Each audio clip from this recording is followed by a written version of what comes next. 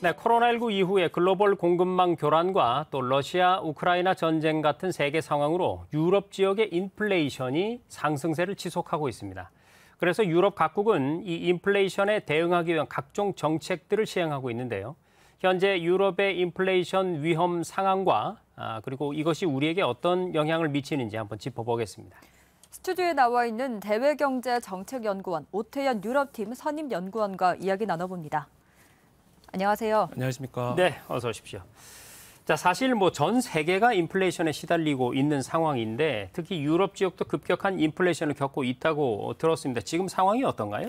네, 지금 현재 유럽 지역의 인플레이션 역대 거의 유례없는 수준이라고 할 수 있을 것 같은데요. 아하. 지금 7월 같은 경우 유로 지역이 8.9%, 그리고 영국이 이제 9.8%를 기록을 하면서 어떻게 보면 정말 유례없는 이런 수준에 이제 도달을 했습니다. 그래서 이런 고인플레이션의 이제 원인은 아무래도 최근에 있었던 에너지 가격이라든가 또는 식품 가격의 어떤 가격 급증에서 좀 기인했다라고 말을 할 수 있을 것 같고요. 네.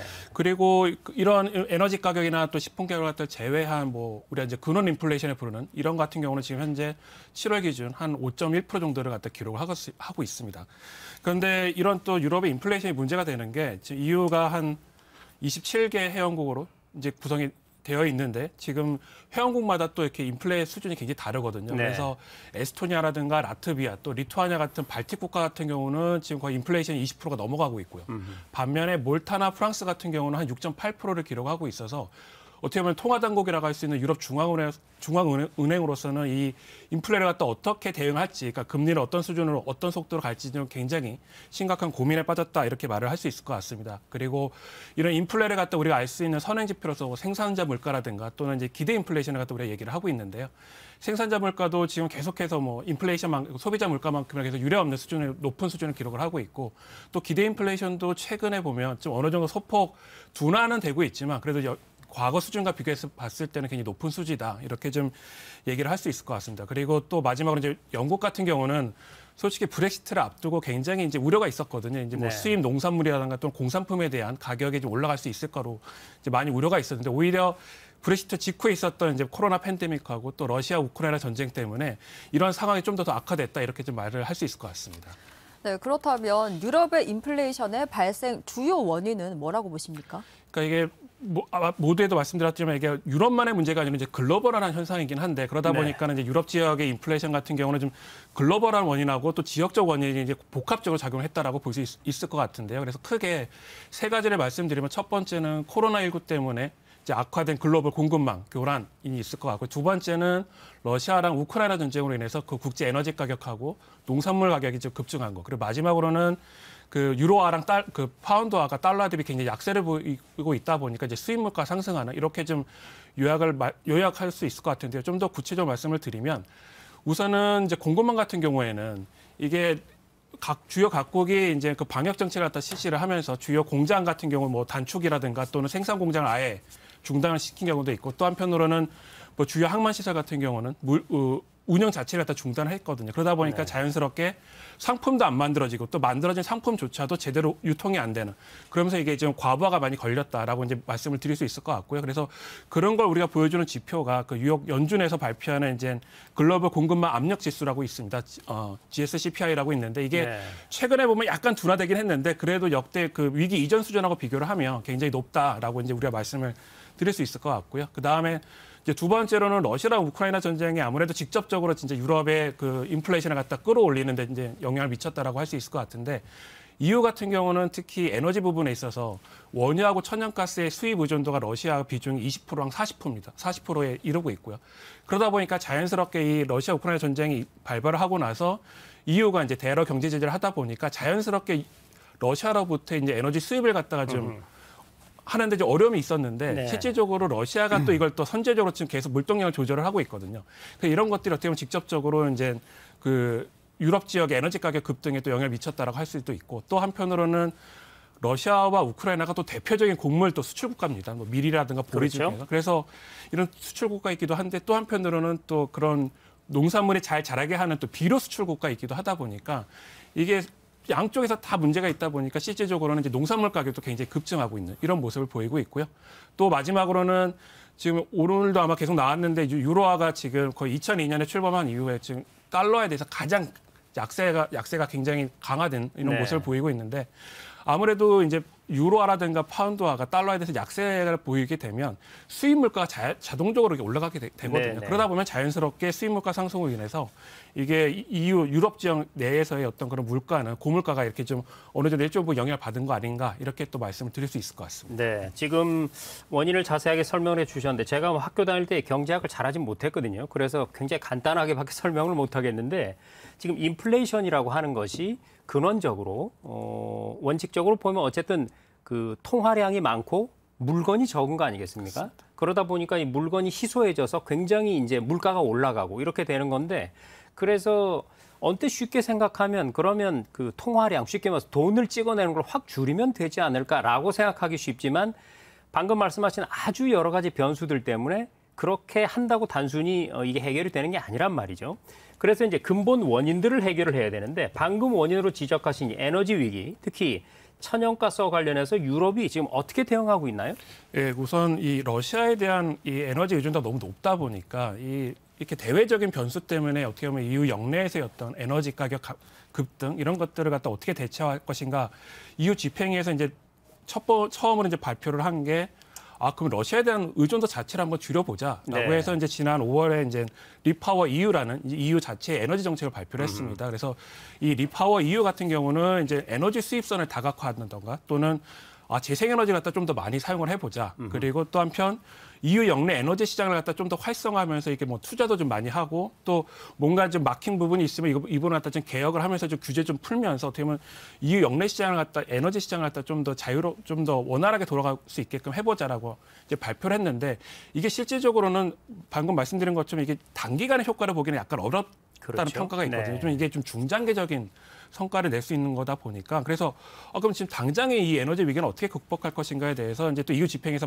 발표를 한 게 그럼 우선 만약을 대비해서 가스 비축량 한번 늘려보자라고 해서 이제 이제 발표한 것이 올해 그러면 11월까지 EU한테 결과적으로 회원국들한테 한 최소 80%를 갖다 비축을 하고 내년 또 가을까지는 한 90% 정도를 갖다 가스를 한번 비축을 해보자라는 걸 발표를 했습니다. 그래서 이런 가스 비축량을 갖다 발표를 하면서 또 한편으로는 그럼 만약에 그 위기가 있었을 때, 즉 가스 공급이 중단됐을 때는 그럼 우선 공급 대상자를 뭘로 할 것인가라는 거에 대해서 또 EU 집행에서 발표를 했는데 첫 번째는 뭐 가게라든가 또 병원, 학교 이렇게 좀 우선적으로 그 가스 공급에 필요한 어떤 그 보호 대상 산업에 대해서는 좀 더 우선 공급을 하고 네. 대신에 회원국별로 뭐 시장의 중요성이라든가 또는 국제적 공급망 또 대체 가능성 또 만약 가동 중단에 따른 손실적 규모라든가 경제적 규모에 따라서 회원국별로 또 자체적으로 또 그 우선 공급 대상자를 다 선정할 수 있게 하는 이런 가이드라인을 갖다가 또 발표를 했습니다.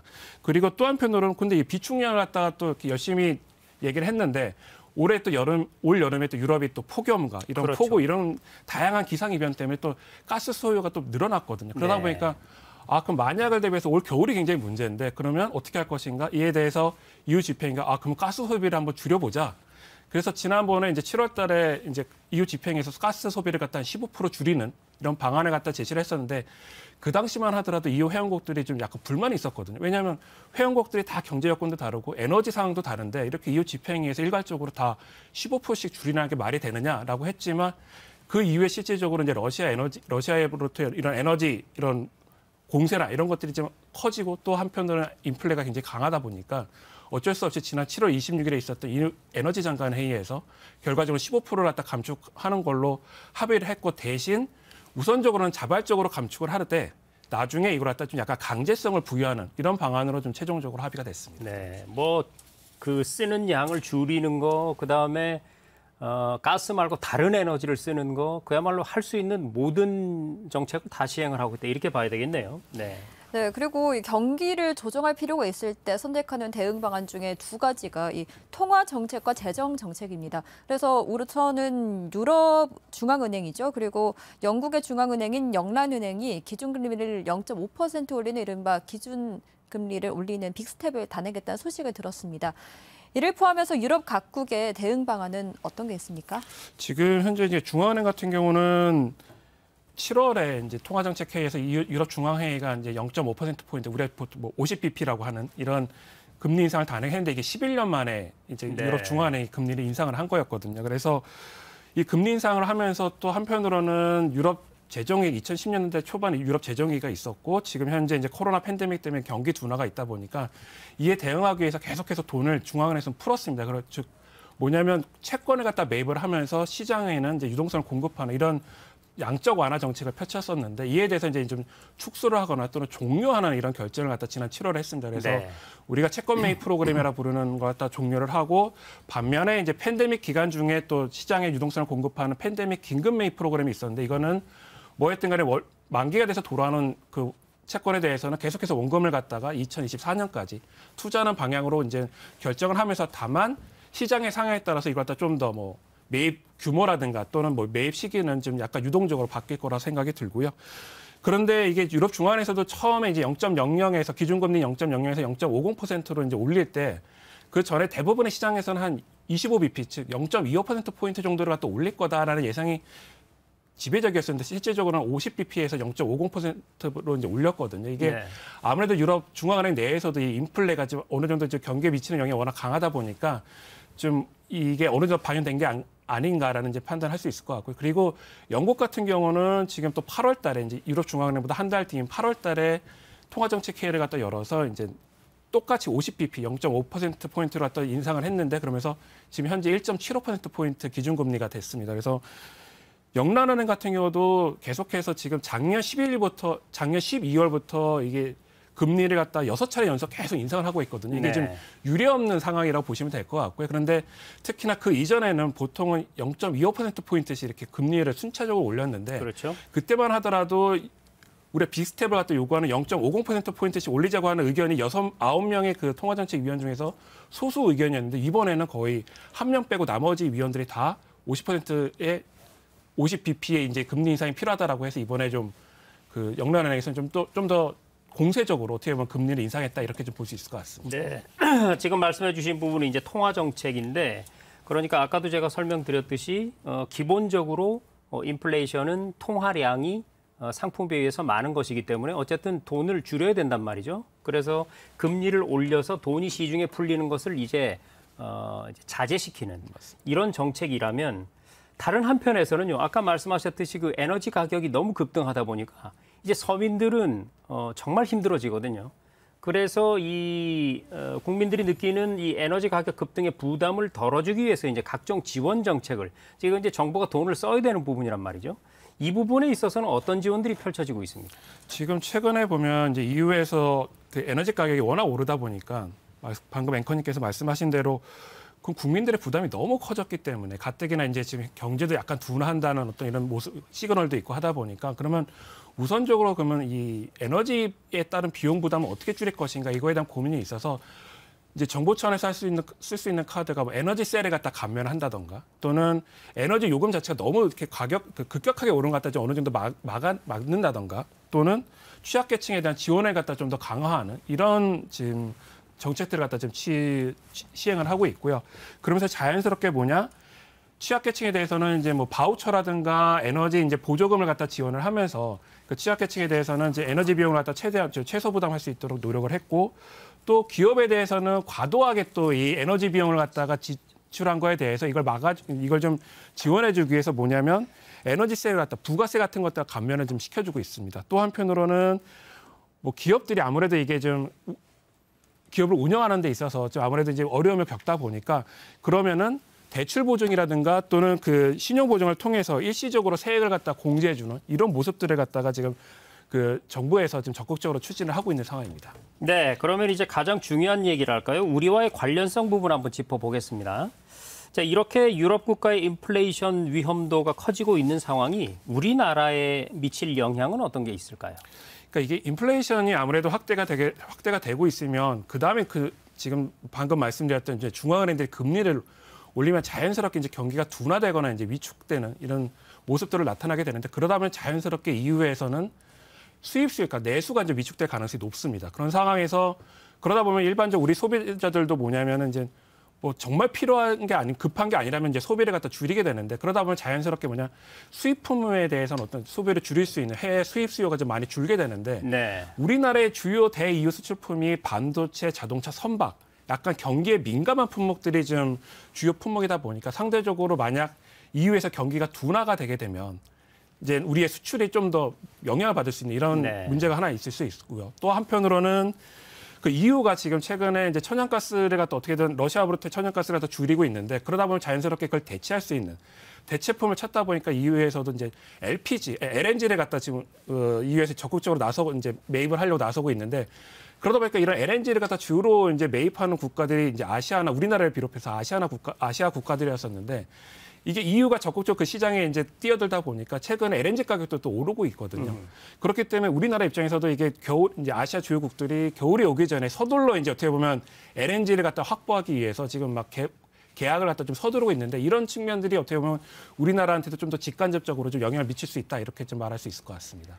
네, 그렇다면 이렇게 글로벌 인플레이션 이어지는 상황에서 우리나라는 어떻게 대응해 가야 하는지 마무리 말씀 부탁드립니다. 네, 이게 아무래도 이게 전 세계적인 문제라는 걸 갖다 계속해서 말씀을 드리고 있는데 그러다 보면 자연스럽게 주요 국가별로 이제 경제 상황에 따라 이 인플레이션의 진행 속도나 방향성 이런 것들이 좀 많이 바뀔 것 같습니다. 그래서 일반적으로는 뭐 많은 전문가들이 올해 하반기에는 뭐가 있든 간에 글로벌리하게 정점을 인플레이션이 찍고 그다음에 조금씩 이제 하락세로 전환될 것이다 이렇게 얘기를 하고 있지만 이게 네. 국별로 갈 때는 다 상황이 좀 다르거든요. 뭐 방향성도 다르고 속도도 다르고 그러다 보면 주요국 은행들도 금리 인상 속도도 자연스럽게 그에 맞춰서 뭐 25bp를 올리든 50bp를 올리든 이렇게 좀 나갈 수 있을 텐데 그런데 그 중에서 가장 중요한 건 미 연준이 얼마나 그 금리 인상을 빠르게 할 것인가 그거에 따라서 또 상대적으로 영향을 받게 됩니다. 그래서 네. 우리나라 한국은행도 이거에 대한 좀 뭐 글로벌리하게 미 연준이 어떤 속도로 금리를 인상하는지 또 미 연준뿐만 아니라 유럽 중앙은행 또 영란은행 이런 주요국들이 어떤 식으로